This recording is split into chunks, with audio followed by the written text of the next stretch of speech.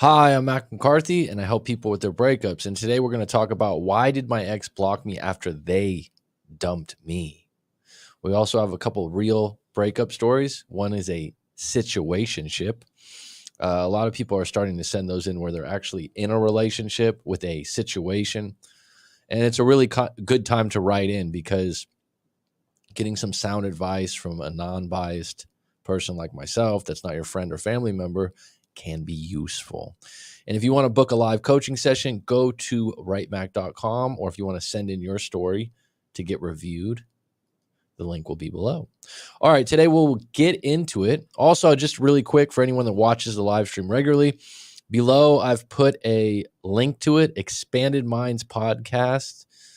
Ezekiel, who hosts Expanded Minds Podcast, just interviewed me for his channel, which is a good one.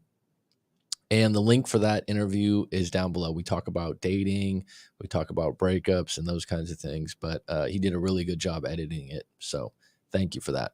All right, so let's get into it. Why did you get blocked? Why did that happen, right? And specifically, let's go from the standpoint of they dumped you. A lot of times someone is in a situation where they're on the other end and they want the ex back and they block them back. So why did you get blocked? They don't want to talk to you. Sounds obvious, but you're not listening, right? You're not listening. They don't want to talk to you. Whatever's happened, whatever communication channels have been there, it's not working. Okay, so they're going to block you because every time you talk, you fight. Every time you talk, you make them feel guilty, et cetera, et cetera. So accept that. Don't try to come up with some weird, lame story of why they need to talk to you or you need closure. They broke up with you. They gave you reasons that you didn't accept that and they don't want to talk to you. That's number one. Number two, you don't listen. This is actually very common. You act like you listen. You think you listen, but it always comes back to what you want to believe, to what you think is right or wrong. And in that case, that's a reason to block you. Number three, negotiations are off. We've tried to make it work. It hasn't worked. We've talked about it. We fought about it. Negotiations are off. I'm tired. You want this. I want that. Let's agree to disagree, and I can block you. Number four, when they break up, they are done. Okay, there's people out there that are like this. They're wired this way. When they quit a job, they're done. When they quit something or they're done, they're done. And they just do that with everything in their life. And some people will apply this to relationships. And so for them, they have a playbook. They've had relationships in the past where it's over and they're going to block you and they're going to go through it and they're never going to come back. Now, that doesn't sound good to some people that watch breakup content because they're like, wow, is that me? Is that the situation? No, not always. But there are people out there that are just wired this way, okay? And they are the types to just block you immediately. It's not personal. It's just what they do, okay? They don't want to give you false hope. This is actually admirable. They know that you want them back. They know that you're scratching and crawling and trying different things, right? And they know that if they give you false hope, that it's just going to be bad for you. So people that actually do this and they know that you really want them back and you're going to try a few things and a few tricks and maybe even intimacy or those kinds of things, they're saying, I really am done. So I don't want to do this to you. They don't say it, but when they block you, it's actually a good thing because they're saying there's no chance right now. Maybe in 6 months, maybe in a year, you guys run into each other, you know, the stars line up and everything's right. But right now, they're not going to give you false hope. This is actually one of the most admirable things someone can do post-breakup when they know their ex wants them back. They're doing you a favor by not calling you. It's hard, too, because I work with people on both ends of a breakup, and it's not as easy as you think for them to not just call you up and be comforted. But they know deep down they don't want you back in that way. They don't want to give you false hope, okay? Number 6, they met someone else. Now, a lot of people don't want to hear this right now, but if they've met someone else and they're into a new relationship and how far along they are, why would they want to rub that in your face or give you reasons to talk about it or Dare I say, you're going to take shots at the person that they're with. And this is another one. Like, if they met someone else, they should probably block you, because it's probably not going to make that you feel good to know the details of who they're now with. They're doing you a favor. Okay. Number 7, they know you won't give up. Okay. You think it's admirable. You think it's like a cool thing that you never give up on things. On breakups, someone broke up with you. It's not a good thing that you have a never give up attitude. It's not about giving up. It's about accepting reality. They broke up with you. So if you're the type like, oh, I'm going to keep calling them, oh, I'm going to keep harassing them, if they block you right away, it's because of the way you're handling things. Number 8, they feel guilty. They don't want to talk about it any further. When you cry, when you get upset, they feel guilty about it. So they don't want to keep going with that. And that's actually, again, if you're making them feel guilty, and by the way, sometimes people say, well, no one makes you feel anything. You perceive everything. Well, if some people are manipulators, and if they feel like that's going to pull your heartstrings, if they know the buttons to push or the things to bring up, some people can fall back into a relationship just out of guilt and pity. And so that's another reason they might block you, even if they dumped you. Okay.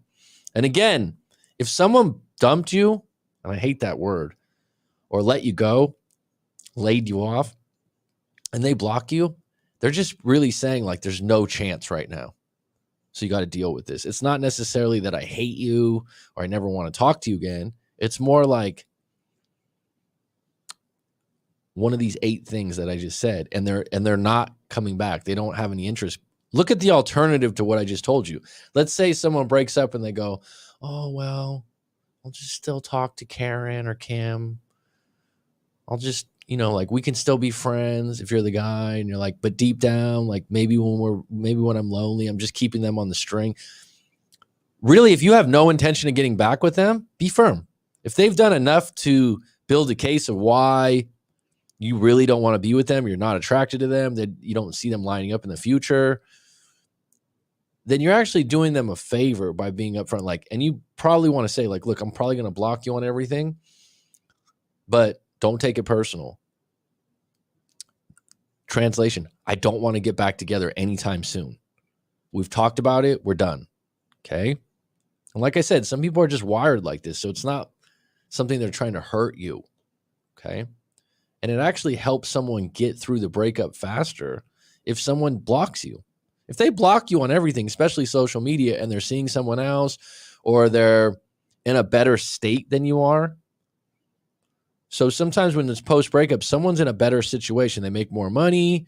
They have more friends. They're going to be doing more things. You're on the sidelines. You're checking them on social media. You're texting them here and there. That just hurts you more. They're better off blocking you if it's in your best interest. Okay. Now, Percy Blue, how you doing, bud? I hope you're doing well. I hope your show in Chicago went well. I'm a donor or a dunner. I got you. Sam Lujan, how you doing? Hope Eduardo's doing good. Rob IS, always a pleasure. And May from Mexico or Mexico. So we got 2. Like I said, one is a story, one is a situationship question story thing that's been coming in more often. If anyone else wants to send in some questions or stories, go to writemac.com. Just a heads up, if anyone's curious about this golf ball that's on the side of my head that's actually went down, I had a slip in the shower today. Someone, I won't mention who, left cleaning products on the shower floor, and it went whoosh. And luckily the tile from the wall, like the shower I'm at, caught this right here. Man, scary moment. Wouldn't that be a way to go? Oh, he went in the shower, he slipped. That's really heroic, isn't it? Look at that thing. Jeez. But then something like that happens and you go, just thankful. I'm okay. Because it was one of those slips where I went, shoo. All right, so let's get into the first one, the situationship. Hi, Coach. I love your channel. Thank you for your work. Well, thank you for saying thank you. My boyfriend of 9 months just broke up with me 2 weeks ago and has blocked me on everything. Okay, so that's a sign that he doesn't want to get back with you. I know that hurts, but the first step is just to accept that. Don't try to maneuver around it, manipulate your thoughts. Well, it could be this, it could be that. As of right now, if he blocked you on everything, he doesn't want any communication. Okay. I didn't do anything wrong and even said those exact words. He just told me that at this point in his life, he had to get solely focused on his projects for the work he does. All right. That's a honest answer. That's something that could be true. The fact that you don't believe it is a problem for you. But there's a lot of times, sometimes people shift their attention, their focus in their life to something else, and something's not right in the relationship, right? He's not going to pinpoint it, but you didn't do anything wrong. There's not a reason that he can pin down that he's going to break up with you. What he's saying right now is work's more important. I just want to focus on that. He's a writer and content creator, and he recently took up a new book to write, and he's been obsessed with it. Okay, writers can be that way. I told him that he should use ChatGPT, and that really upset him. Well, I mean, it's a pretty big threat right now to writers out there, right? So I don't know if that's a good joke. He's scared that AI is going to take over, and that's partially what his book is about. And I, on the other hand, use AI for my job and think it's great. So I don't think this is why you guys broke up, but it's definitely something that wouldn't be compatible long term if you're kind of like, well, just use ChatGPT, because you're basically pissing on his skill set, saying that you're going to be eliminated. So that's a soft spot for him that you think is kind of funny. Bad joke. But again, I'm not sure that that's the reason you break up, but that could be a reason in the future, because that's one of those things that you think is kind of just small, but over time it grows. And like I said, if it's something that's sensitive to him and you think is funny, not a good match. He told me that when we last talked that we weren't a good fit long-term and that he couldn't see us together in the future. I cried and he hugged me, and then he just said sorry, walked away, and then ghosted me. Some people are like that.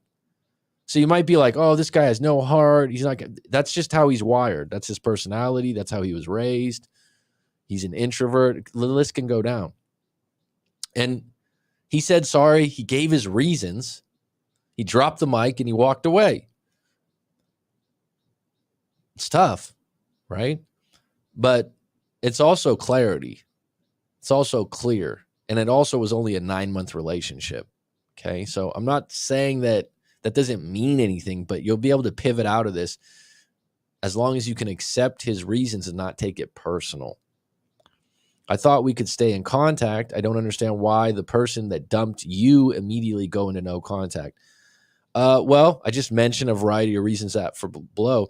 If he's all in, 100%, I'm done. And again, it's much easier to do 9 months breakup than it is to do 9 years or 3 years or 4 years.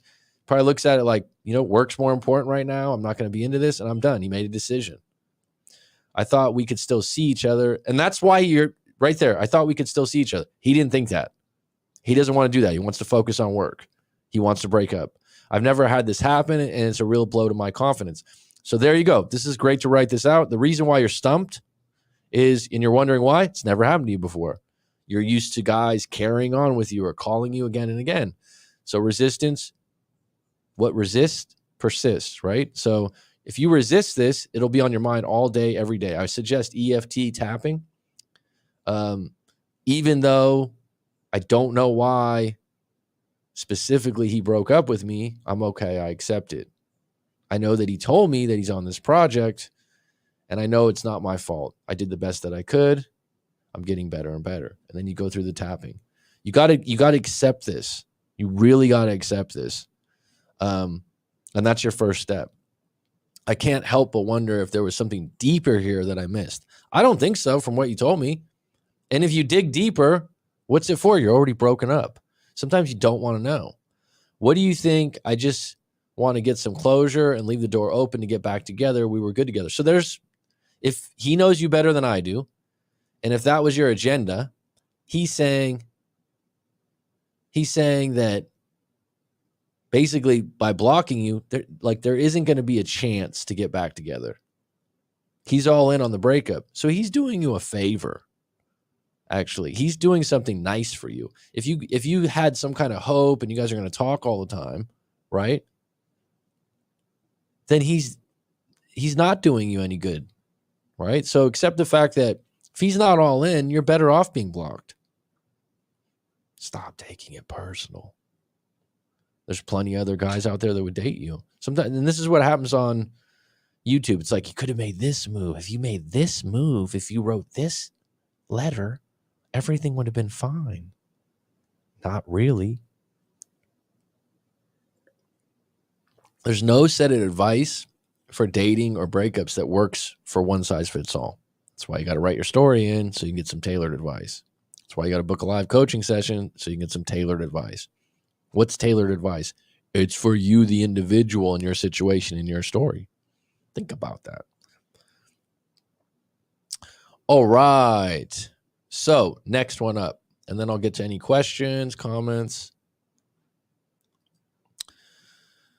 Hello, coach. I got a real situationship. I've been with my girlfriend for 1.5 years, maybe a bit more than that. We never celebrated an anniversary, so I don't exactly know when, but we started living together almost simultaneously with becoming official. I know that's never suggested, but we were actually roommates at first, and then after living in separate rooms, we hooked up. This is complicated. We hooked up a month into living together. To give some context to that, I knew her from a job and we worked at, and she needed a place to stay because she was low on money, and the place she was staying at had kicked her out for not paying the rent. Okay. So just remember, how you start a relationship is how it transpires a lot of times. So if you started the relationship by taking her in, she had no money, she probably isn't going to fix the financial issues if you've been the savior, right? So if you're the one that's helped her through this, doesn't mean she's going to all of a sudden be better at work and finances. It means that you're going to be the one to help her out through this. Does that make sense? And in the beginning, you said you weren't attracted to her. Probably if that's the case, you're probably not highly attracted to her now.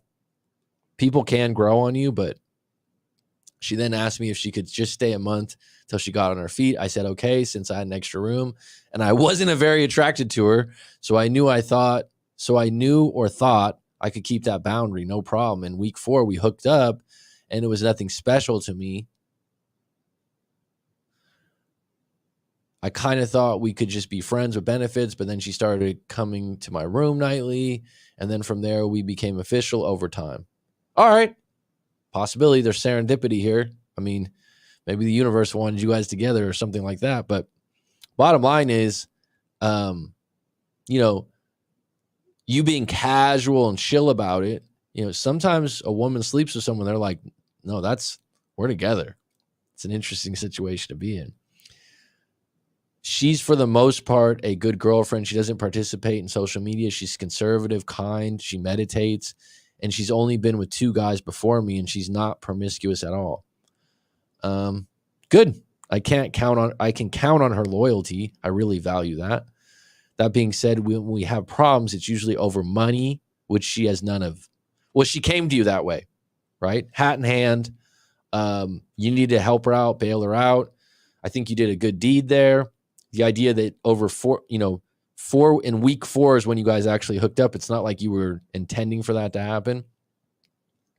But if she started that way, there's a good chance that, she has issues valuing making money. And people like that, the way they survive is they leech or latch on to someone else that makes money, right? Now, that's not a problem if you're okay supporting her. If you're not, then it becomes a real problem, right? It's got to be your pleasure to do so. She quit 4 jobs in the last year, and they always start good. Then she finds something and quits that day. She doesn't even give notice. Well, that's a little bit of a red flag about the integrity she has, because to me, in most situations, I don't quit jobs that easy. I've had a few jobs over my lifetime, but you should always give 2 weeks or a month's notice. I mean, that being said, her skill set is basically to work retail type jobs or reception, yet she believes she's above those jobs and then quits. That's another problem. So if her skill set's at a certain level, but she believes she's above it, it's a bit of insanity, right? The problem is I get left taking care of her car payment and other bills all the time, and it pisses me off sometimes because I'm not the one to just let you quit jobs you think you're better than, with the safety not being with the safety net being me. Well, read that again. And if you want, the alternative to that is to accept that you are the safety net, to accept that you have a girlfriend that isn't really good with jobs, but she's a good girlfriend. She has a certain skill set for certain jobs that she doesn't like. And by the way, I worked retail when I was in college. I've never done receptionist, but those are tough jobs.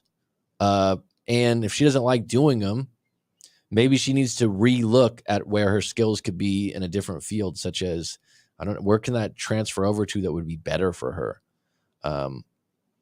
Or is this just a case she doesn't want to work? That's a whole different thing. If you're going to move forward, you probably need to accept the fact that she's not going to be a breadwinner.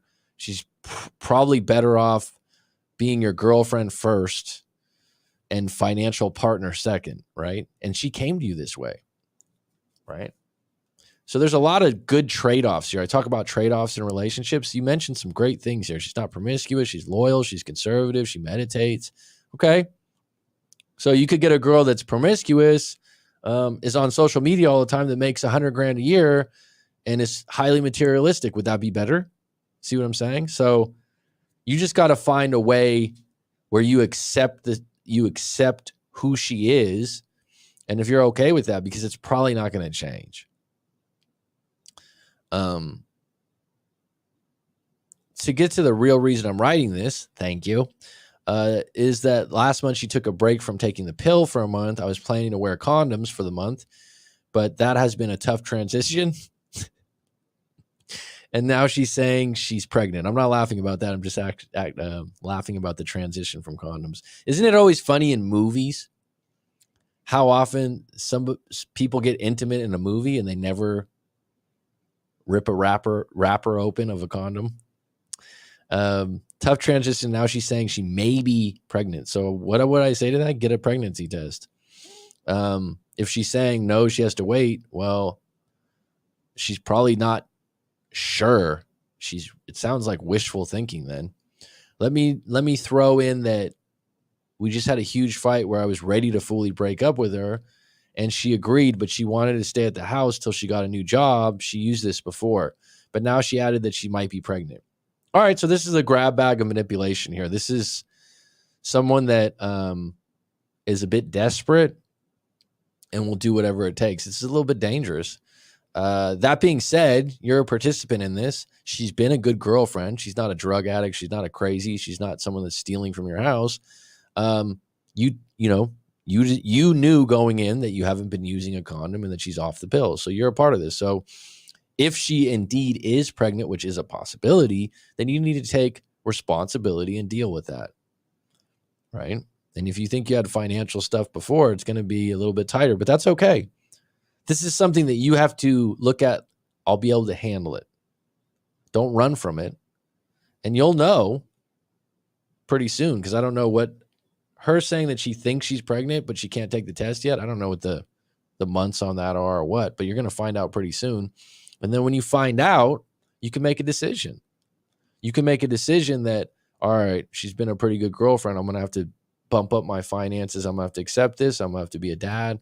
You can make a decision, but until that day comes, right? But you can prepare for that. So I took her back, and then we fought again yesterday. And now she's saying, well, maybe I'm pregnant, and it's got me caught up now. Her period is supposed to come in about a week, and now I'm waiting to see if that happens, which then I believe it's time to break up and let her go. All right, so you got a plan in place.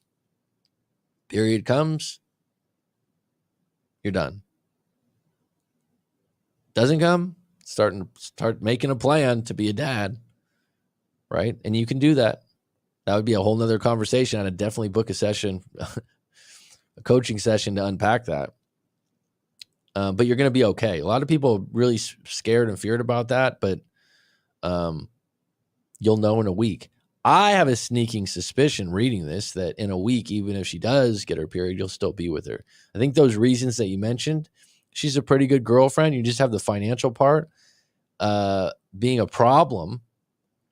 But there's plenty of guys out there that would say, that's not a problem. I'll take care of her. Right? So figure out how important it is about the financing. Now, if it's other things than the finances, that you have a problem with, the way she talks to you, the way she puts you down, I don't know, right? Which then I believe it's time to, all right, her period is supposed to come in about a week. Now I'm waiting to see if that happens, which then I believe it's time to break up and let her go. But I'm sure she'll pull a rabbit out of her hat and find some other reason to get me to let her stay or feel sorry for her. Well, there you go. You're in the middle of a movie by writing this out and you're like, oh, this guy's doing this again. It's tough because I know I'm being manipulated, but it's such well done manipulation that I leave our arguments always forgiving her or accepting that I did something wrong here. Well, that's a problem. So if you really deep down don't think you did something wrong and you're apologizing, that's slicing little bits of your self-respect away. Okay. And the reality is, if you take time away from those arguments and you're like, actually, I can see her point and I am wrong, or I did something selfishly, and you apologize, that's actually, a good relationship. What's your take on all this? Do you believe that she's a narcissist? I mean, these would definitely be narcissistic tendencies.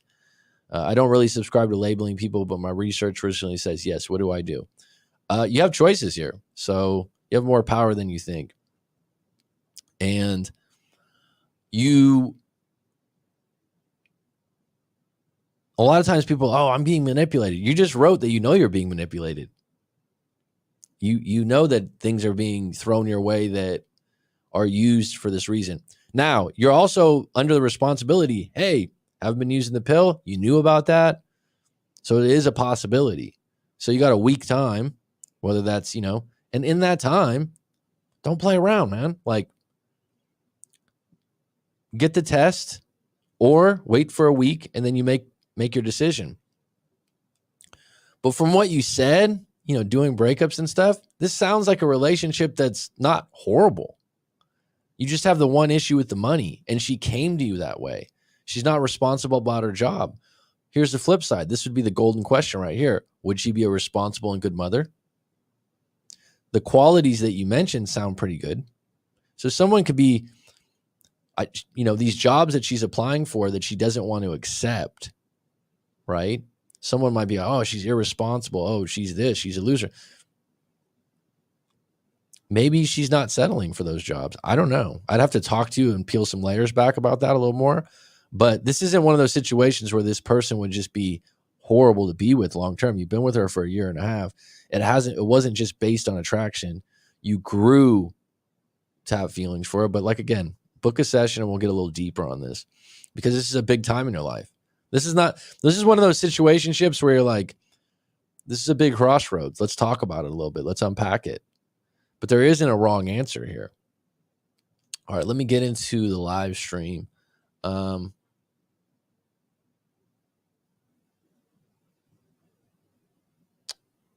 in great. Been getting traction on TikTok for a country song I wrote about my breakup. Excellent. Excellent, Percy Blue. That's good, man. Feel free to share it on here. A little country. A little Randy Travis. Alabama. Those are the groups I used to know. Looks nasty. Thanks, Riflin. I'm okay. Thank you, May. Wouldn't that be a way to go, though? Yeah, I died in the shower, slipped on some cleaning product. Glorious, man. Might be pregnant. We'll figure it out. Get a test and then proceed from there. Oh, yep. Standard hold-on tool. Or she is, and it's an anchor baby. I've never heard the term anchor baby, but I get it. Why didn't he choose to wear his plastics? Easier said than done for some people, right? Easier said than done. Like I said, have you ever noticed in movies, they never pause and like, oh, hold on, let me go to the drawer to get the condom, because it would ruin the scene sometimes, right?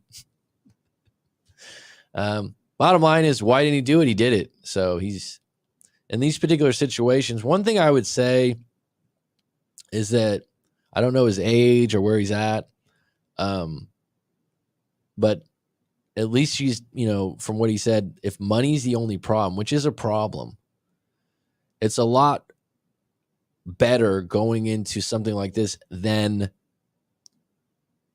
she's a drug addict, she's an alcoholic, then she's got multiple personalities. Like there's all other things that could be a lot worse here, right? Because the funny thing about manipulation, everyone manipulates a little bit. It's what people do to get their way. There's evil manipulation, and that's a different thing, right? But, little kids do it with crying to get what they want. Manipulation is part of the human, right? And they do it in different ways. Some people do it in a very nice way, and the people that are too nice get manipulated a lot too. But I remember a friend of mine that's a businessman, and he speaks about manipulation all the time, like to manipulate. And I always thought, wow, this is really low. Like, why do you think about this all the time? But if you think about it, it's what people do to get what they want. It's just, what are they doing to get what they want on an evil or bad intention level, right? And just like, going back to this guy's story, if you don't have kids, maybe that's the commitment that you need to go over the top with this woman, right? Like from the outside in, like I said, there's a lot of guys out there would go, wow, those qualities she has, I'd be happy to take care of her, so we'll see what happens with you. Why didn't he choose to wear his plastic? Prior to finding out it might be ideal to transfer a good portion of his bank account to Bitcoin. Sure, Rob, I'm sure that's first on his mind. Didn't he say he wasn't attracted to her? I believe what he was saying is, let's see here. I got it. She then asked me if I could stay a month till I got on her feet. I said, okay, since I had an extra room and I wasn't very attracted to her. So I wasn't very attracted to her doesn't mean not. It means probably like on a scale of 1 to 10, she's like a 5 or a 6, because it means he was somewhat, right? And the thing about that is, and I've talked about this before, familiarity or having a neighbor or having someone you work with, attraction can grow from that, right? Prior to finding out, it might be ideal to transfer good. Okay, gotcha. You should have went to CVS and bought some plastic that was on sale, or some lambskin, if they still do that, right? I remember I actually worked, not at CVS, but I worked at a drugstore like that when I was 16, when I was in high school. 35 millimeter photo lab, which they don't even have photo labs anymore. And I remember some guy came to the counter and the condoms he bought were like $35 or $40. And this is 20 plus years ago. I'm like, what the hell is this? And it was lambskin. I don't think they are around anymore, as far as I know. Should ask himself if he will miss her. If not, it's over. That's a great question, Ben. And unfortunately for anyone that's in a relationship, you don't know that till you break up.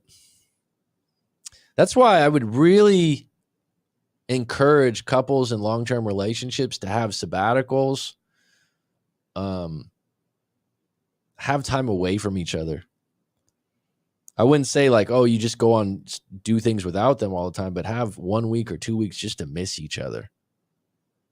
My father was a hunter when I was a kid, so he was away on weekends. He didn't hunt a lot for 1 week or 2 weeks, but he was completely fine with that. And I remember when I was in my early 20s, I'd go hunting with him sometimes. And my girlfriend at the time would be calling me and be like, when are you going to come home? Like just having that gap of 5 days or 6 days of not being around. And then as a guy doing something you're not going to meet women. You're not putting yourself in a drinking situation. You're doing man stuff. You're hunting. I remember when I come back, it would be a very good moment.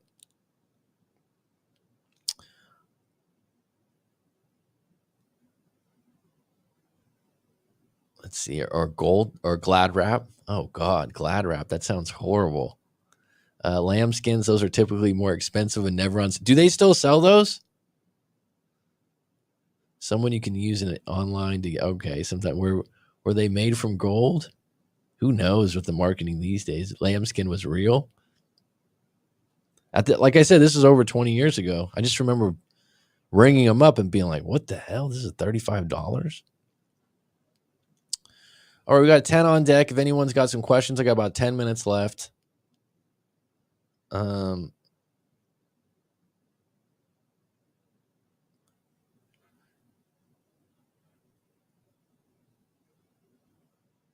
going lambskins.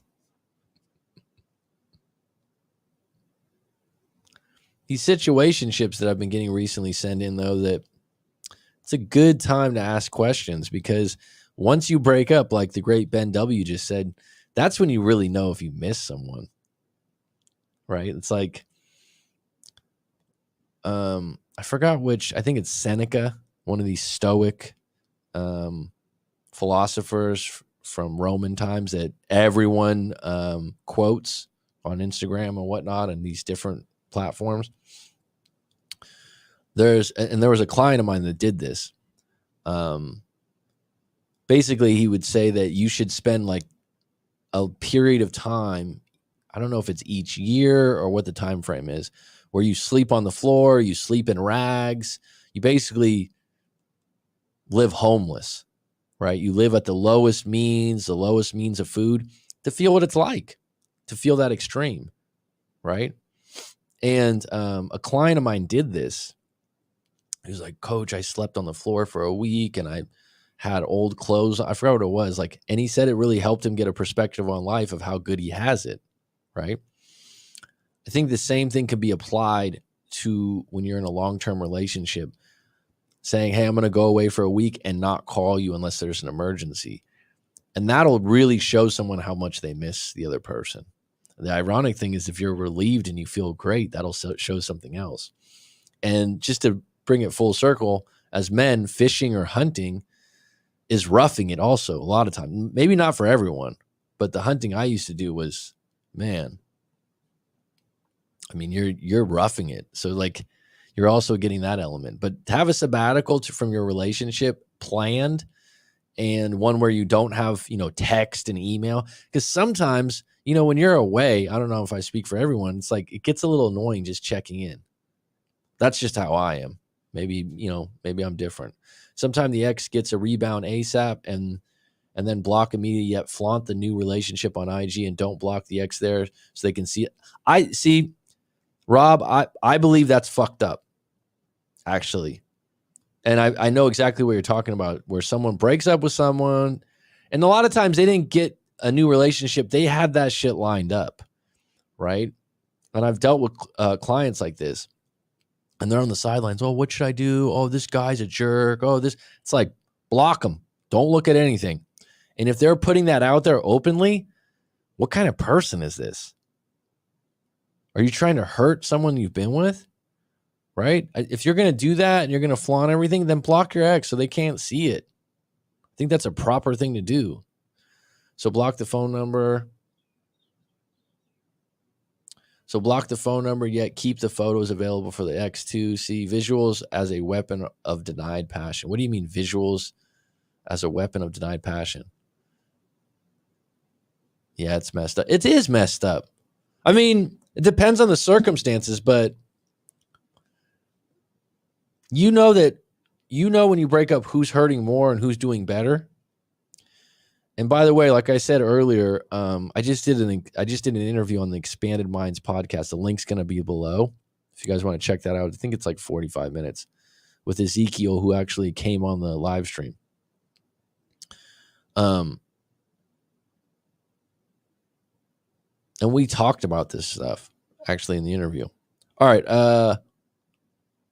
What happened with the background music? Well, Ben W told me he hates it, so I took it down. Ben actually finances the show. He's been a sponsor for a long time. I'm just joking. Some people like it. Some people don't like it. I don't know. Maybe I'm going to try some other kind of music. I don't know. Sometimes I like it in the background. Sometimes I don't. But I've had people love it. Some people hate it. The people that hate it usually comment more. Guess what, Carlo? You just proved a point, though. You didn't notice that you liked it so much until you missed it, right?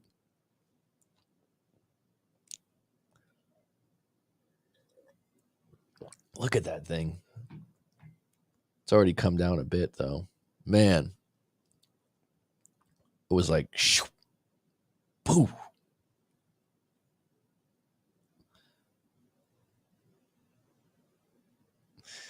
I do me. I don't really mind either with the music or not with the music. It's not one of those things that's a big deal. But like I said, some people love it, some people hate it. Whatever. Maybe I'll change it again. Maybe I'll put it on again. Roller Girl, it's been a while. How are you? How's the blackjack tables over in Vegas?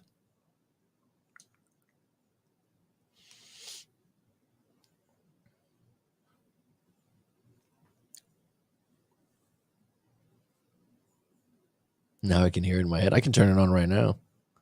Everyone's going to go,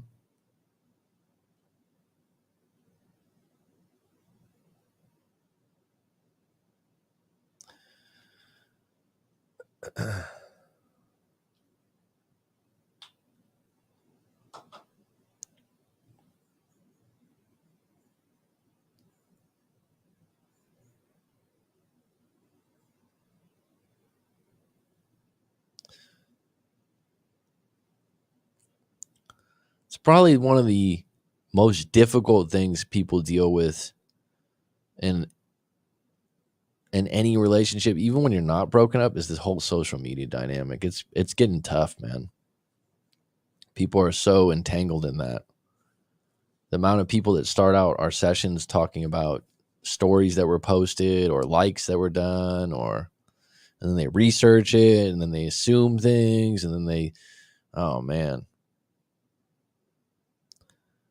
Put something really intense in the background. Well, what's intense to you? Like death metal? I don't gamble, but I'm good. Good. You don't gamble, but you live in Vegas. That's interesting, huh? I'm not a gambler either. I'm one of those, if I lose $20, I'm done. I'm fine. I've never been attracted to gambling. I've done a few times where I played blackjack or I've done a slot machine, but to spend a lot of time on that, not my thing. Like the Jaws theme. Well, I'm going to talk to B tomorrow, who's been on the live stream before. I don't know if you were present for the live stream before, Ben W, when B was on, but maybe we'll try some different stuff with that. I got off Instagram 4 months ago, and it's been the best thing I did. Yeah, it's addicting. That's what they do. That's what they do. There's so much being assumed, right? There's so much being assumed. There's so many stories being put to whatever you post there. So I think I might have said this. Someone that's on my Instagram now, that's been on there for a while and has watched my show off and on for years, I believe. And that's what a lot of people do. They come back, maybe when they're in a relationship or something like that. She's not in a breakup right now, but anyhow, she sent me a private message on Instagram, and she asked me if I was doing okay, like if everything was all right with me, and that it seemed like recently something was up, and she just wanted to check in because I helped her a lot with some of my videos and whatnot. It was a nice message, and I said, "No, I'm good." And I'm like, "Why would you think that?" And she said, "Because some of your posts recently." And so I said, "Yeah, but I'm posting a lot of things for people that are in breakups," but she was taking it as they were personal. Maybe that's a bad, you know what I mean? Maybe that's bad that my thinking's filtered for the brokenhearted. I was like, no, those weren't intentions from mine. I think if you're into social media, at least take a break from it from time to time. Yeah, but the people that are highly addicted to it, oh man, I've heard some stories where people are dating. These aren't my clients either necessarily, but where someone will go back and look through their Instagram history and then ask a bunch of fucking questions about who's this guy, who's that guy. Oh, I saw you like this post. You're misleading this person. And I was like, how did this individual find all this?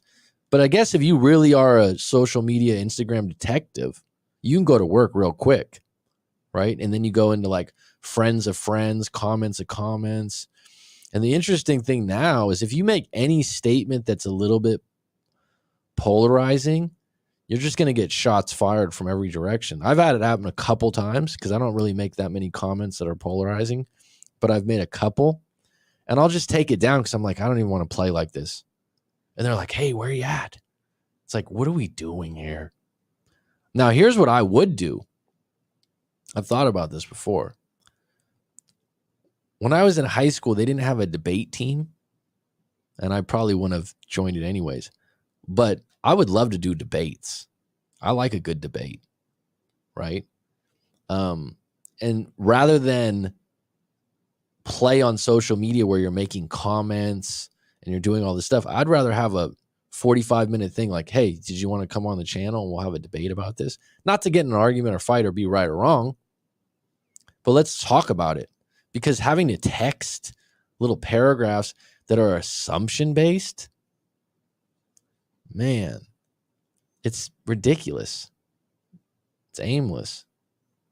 Maybe that's what I'll do is I have a few of these people that make these comments on. Be like, hey, you want to go debate about something?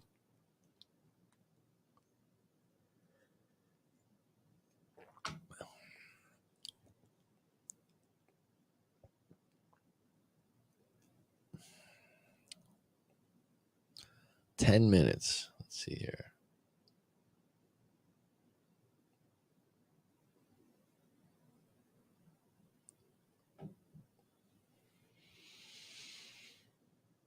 Talking about assumptions, I remember years back when I was about 16. I just mentioned 16 earlier. Years back, I had my niece when she was, I don't know, 4 or 5 years old on my lap. And this kid my mom was babysitting for a friend hit my niece with a pillow, and the back of my niece's head went and hit me like this, but gave me like a black eye. It was just square right here, hard. Oh, I was pissed. It was a total accident, inadvertent, unintentional. The kid was laughing, of course. Big shiner. I went to work, and everyone was like, oh, you got in a fight. Oh, you got your ass kicked. Oh, what happened to the other guy? And I was like, nah, the back of my niece is, yeah, right. Assumption-based. People assume so much. And I kept having to explain because I was at a job where it was like a retail job, like the drugstore. So I'm like, so you're seeing people all day. And everyone had like, oh, yeah. Oh, I bet, man. He really got you. He clocked you, huh? No. The back of my nieces, you explain the story. It's like, yeah, right. People believe what they want to believe, right? People believe what they want to believe. So you just get out of their way sometimes. Because if you spend time trying to explain your piece and they're dug in, it's exhausting. It really is.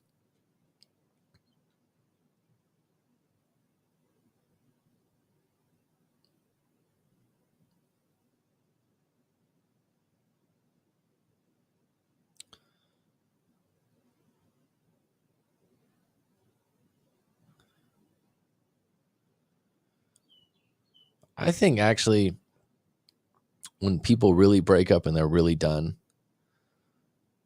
I think if you really care about the other person and you know deep down you don't want them back, or you're seeing or dating someone else immediately after, possibly one of the best things you could do, unless they're sick or in the hospital or certain special circumstances, is block them so that you don't interact, that you show them that hey, we're really done. This isn't going to work out. And you don't give them access to that. If you're really, you know what I mean? You're going to move on. You're going to move forward. It's one of the best things they can do.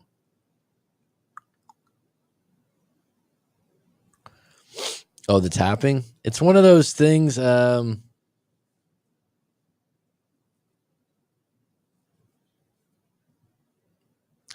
I think a lot of people don't, and I understand why. When I invite people on, it's one thing to interview people or talk about your work life or this or that. When you talk about relationships or personal life. And the tapping, we'd probably have to do it. I'd have to see you when I did it. But before I used to come on, Ben, there was a guy that came on and did it. Brian Union, I think, did it. But, sharing your intimate problems are pretty tough sometimes. I'm not going on camera. I don't blame you. It takes some guts to go on camera. A lot of people, I can start a YouTube channel. Go ahead. You want to be on camera?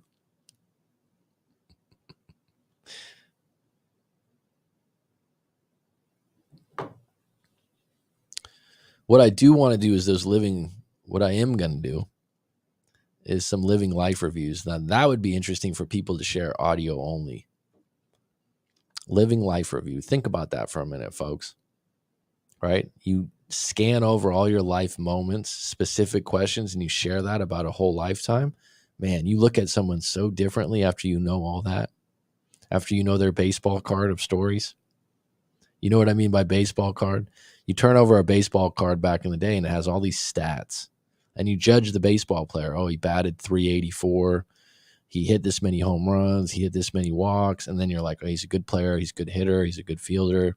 Everything is on the back for each year. And it's all statistically there. Same for basketball. Same for football has less stats. But, right? It's like really the human isn't full of stats. The human's full of stories and moments. And the crazy thing is that story or that moment had an interpretation that you're carrying for the rest of your life. And it really shapes how you make your decisions and who you are. And then when you review that, because a lot of times, like I said, you go to therapy or you go to someone, you just have one problem, you kind of unpack that, but they're all kind of intertangled. It's the greatest privilege I've gotten doing this work is learning how that's where, if you're wondering where your compassion for people is, that's where it is. You don't know their life story. You just think you know. You think you know someone on the surface because you worked with them for a year and you're like, oh, Jack, he's a real asshole. He's this. How'd he get there? How'd he get there? If you knew Jack's whole life, maybe you'd think different. All right, any closing questions? We got the usual suspects here. Mine is Kaiser Sorsay, but said I got a couple minutes left if anyone wants to get in. Otherwise, let me just go through the lineup here. Rye Flint.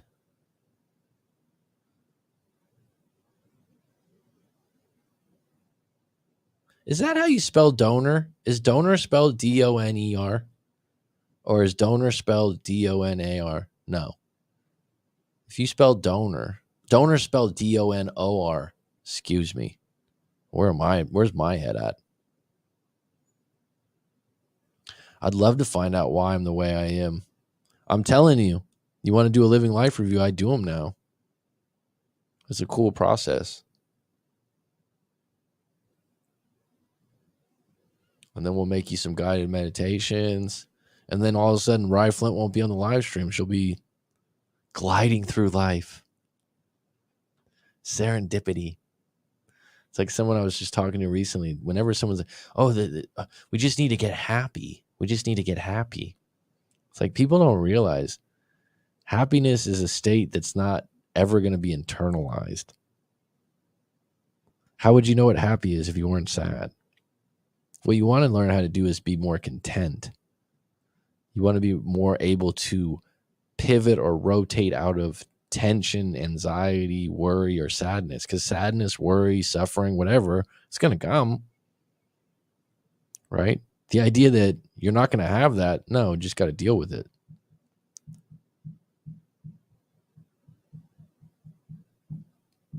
It's good. It's a good one. And it's, to be frank, I really enjoy doing it because when you start unpacking those moments when you were 7, when you were 10 years old, it's interesting. There's some heavy stuff that gets unfolded, but at the same time, the things that come up, like I never forgot this one girl, and she wouldn't mind me mentioning it, but she's like, I've just never gone, like she came to me for a breakup and I helped her. And she's like, I've just never gone to therapy. I've never done anything. And she had a tough life, man. She's like early 30s. And one of the situations where she got jumped basically by a group of girls. It was just such a heavy thing that she never got to share with someone and reframe and re-establish that memory as something that she wasn't wrong. She wasn't, it was just a moment when she was, I think, in 21, 22. And she basically, she was at a party and one of her friends was getting messed with. And so she stood up for the friend and she spit in the girl's face. And so she's telling me the story. And she's like, I should have never spit in the girl's face. I got what I deserved. I was wrong. And I'm like, yeah, but you were sticking up for your friend that was getting picked on. I'm not saying to go spit in people's face, but you didn't, you know what I mean? It wasn't just cut and dry. And then she thought she was talking big. She thought, well, we're going to fight, but we're not going to fight one-on-one. Like there was a group, and then she thought her friend that she was standing up for would be there, and they backed off, and she got jumped with beer bottles. She got blacked out. She ended up in the ER. It's giving me chills right now. And no one came to visit her, including the friend she stuck up for. That's heavy. And her parents were like, oh, you got in your own trouble. You got to get out of it yourself. And she's in the hospital. Right? That kind of thing, we unpacked that. We cleaned it up with some tapping. It's still there. But she needed to address that. Get the heaviness out of it. Squeeze the juice out of that. Oh, it was my fault. It was this. No, it just happened. You're 21 years old. You're sticking up for a friend. One thing led to another, and someone took it way too far. But you didn't deserve that. No one deserves to get a beer bottle broken over their head, put in the ER.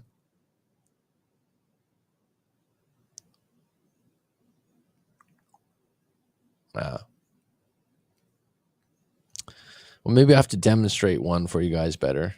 Maybe that's my fault, Rifling. I'm sorry. I'll have to demonstrate it for you better. I've got a former client this week that texted me and said, you around this week? I haven't heard from him for, I don't know, over a year, maybe 2 years. But years back, we had multiple sessions. And I said, you want to do a session or are you coming to Thailand? He goes, no, I'm going to be in Thailand this week. I'll be in Phuket for 5 days. I said, right on, man. We'll get lunch.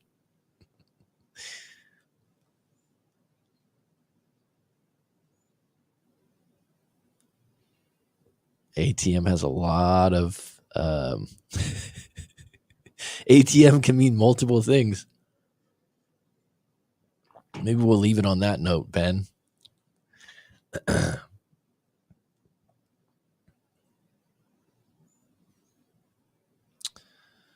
All right, folks, it's been good. It's been grand. Thank you for staying on and staying with me. Please put in the comments below if you watch this later on. If you want to have a question for a future show, you have a story, go to writemac.com if you want to book a session. Otherwise, it is curtains.